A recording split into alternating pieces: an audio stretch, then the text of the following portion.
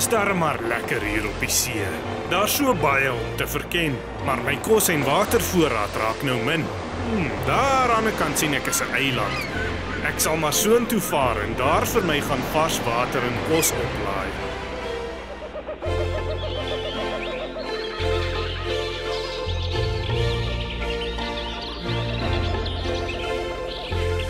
Daar moet 'n rivier of 'n stroompie iewers op hierdie eiland wees.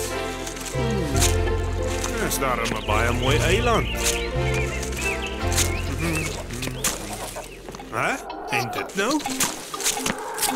Wat is dit? Dit lyk my dis 'n voël. Hey maat, is alles reg met jou? Asseblief meneer Ondier, moet my nie eet nie.